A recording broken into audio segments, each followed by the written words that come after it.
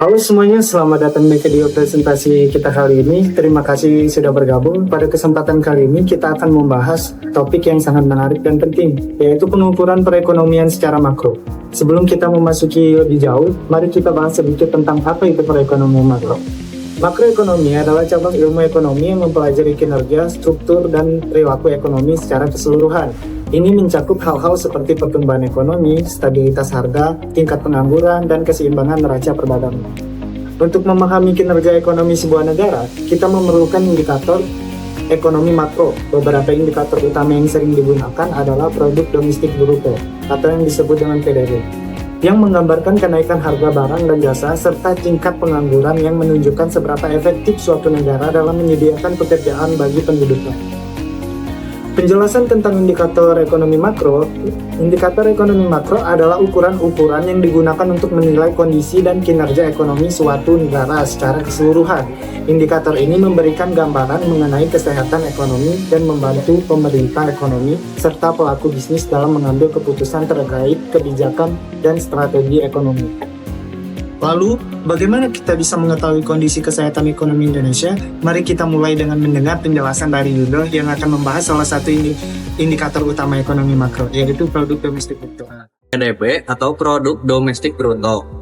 PDB adalah ukuran total nilai barang dan jasa yang dihasilkan oleh suatu negara dalam periode tertentu, biasanya dalam 1 tahun. Ini mencerminkan aktivitas ekonomi suatu negara dan menjadi indikator utama kemajuan ekonomi. Nah, PDB dapat dihitung dengan 3 pendekatan, yaitu yang pertama pendekatan produksi dengan menjumlahkan nilai tambah dari setiap sektor ekonomi, yaitu pertanian, manufaktur, dan jasa. Yang kedua yaitu pendekatan pengeluaran dengan menghitung pengeluaran untuk konsumsi, investasi, belanja pemerintah, serta ekspor dikurangi impor. Yang ketiga yaitu pendekatan pendapatan dengan menjumlahkan semua pendapatan yang diterima faktor-faktor produksi, yaitu upah, sewa, bunga, dan keuntungan. Nah, PDB juga mempunyai 2 jenis, yaitu PDB nominal, yaitu mengukur nilai dengan harga pasar saat ini, dan PDB real, yaitu menyesuaikan nilai dengan inflasi agar mencerminkan nilai lebih akurat tanpa pengaruh kenaikan harga. Nah, berdasarkan data terbaru, PDB Indonesia terus meningkat meskipun menghadapi tantangan ekonomi global. Sektor pertanian, manufaktur, dan jasa menjadi pendorong utama pertumbuhan. Sekian penjelasan singkat tentang PDB di Indonesia. Terima kasih. Lalu, apakah kenaikan harga barang dan jasa berdampak pada PDB? Kita akan membahas hal itu lebih lanjut bersama pemateri kedua kita, yaitu Dian. Kepada Dian, saya persilakan. Baik, pertama-tama kita akan membahas tentang inflasi. Inflasi adalah kenaikan umum dalam harga barang dan jasa secara terus-menerus dalam jangka waktu tertentu. Inflasi biasanya diukur dengan menggunakan indeks harga konsumen.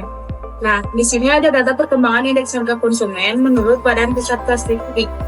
Tingkat inflasi month-to-month Februari 2024 sebesar 0,37% dan tingkat inflasi year to date Februari 2024 sebesar 0,41%. Sedangkan tingkat inflasi years on years komponen inti Februari 2024 sebesar 2,75%. Dengan komoditas penyumbang utama andil inflasi yaitu cabai, beras, daging, tembakau, dan lain-lain. Bisa dilihat dari kurva di atas, tingkat inflasi Indonesia cukup menurun dibandingkan dengan tingkat inflasi pada Februari 2023. Nah, selanjutnya kita akan membahas tingkat pengangguran berdasarkan data BPS. Keadaan tingkat pengangguran terbuka atau TPT Februari 2024 sebesar 4,82%, turun sebesar 0,63 persen poin dibandingkan Februari 2023. Baik, dapat disimpulkan inflasi dan tingkat pengangguran saling memengaruhi satu sama lain. Ketika inflasi meningkat, maka harga barang akan ikut naik dan menyebabkan daya beli masyarakat menurun. Kondisi ini membuat sektor-sektor berkualitas tinggi seperti industri teknologi, manufaktur mengalami penurunan permintaan karena konsumen dan bisnis mengurangi pengeluaran mereka. Selain itu, inflasi yang tinggi mendorong kenaikan suku bunga yang membuat investor mengurangi minat terhadap sektor-sektor ini. Akibatnya, perusahaan dan sektor tersebut mengalami kesulitan sehingga memperburuk angka pengangguran. Oke, selanjutnya kita akan mendengar pembahasan dari Fadlan mengenai neraca perdagangan dan kebijakan ekonomi. Nah, di sini saya akan membahas apa itu neraca perdagangan. Apa sih neraca perdagangan? Neraca perdagangan adalah perbedaan antara nilai ekspor dan impor dalam periode tertentu. Jika ekspor lebih tinggi daripada impor, kita mempunyai surplus perdagangan. Sebaliknya, jika impor lebih tinggi, maka akan terjadinya defisit perdagangan. Nah, cara menghitung neraca perdagangan itu sendiri sangatlah mudah, yaitu dengan cara nilai ekspor dikurangi nilai impor. Misalkan, di Indonesia memiliki nilai ekspor 100 miliar US dollar dan impornya 80 miliar US dollar, maka kita mempunyai 20 miliar US dollar. Lalu, apa sih neraca pembayaran? Neraca pembayar mencatat semua transaksi ekonomi antar penduduk suatu negara dengan negara lain. Dan ada 3 komponen utama, yaitu neraca berjalan, yang kedua neraca modal, dan yang ketiga neraca keuangan.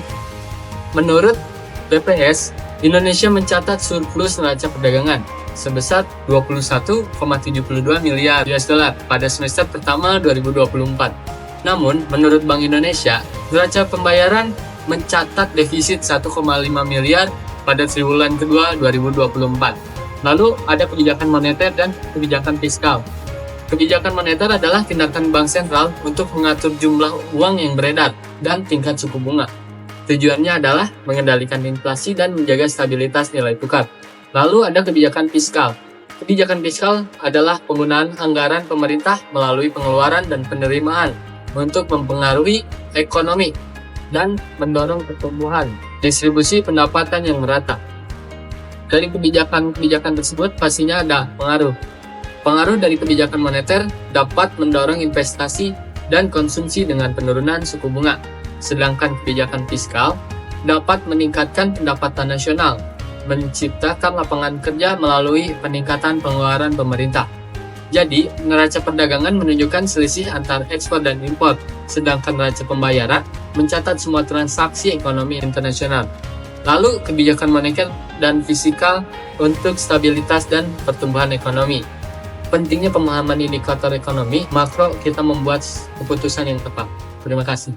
Ya, bisa sudah pembahasan kita kali ini. Terima kasih kepada ketiga pemateri kita atas penjelasannya. Kita bisa menyimpulkan bahwa pengukuran ekonomi makro melalui indikator seperti PDB, inflasi, dan tingkat pengangguran sangat penting dalam memahami kondisi ekonomi suatu negara. Pengukuran ini tidak hanya penting bagi pemerintah dan membuat kebijakan, tetapi juga bagi kita semua dalam mengambil keputusan finansial. Sekali lagi, terima kasih sudah menonton. Jangan lupa untuk like, subscribe, and share. Dan tinggalkan komentar jika ada pertanyaan atau topik yang ingin dibahas lebih lanjut. Sampai jumpa di video berikutnya.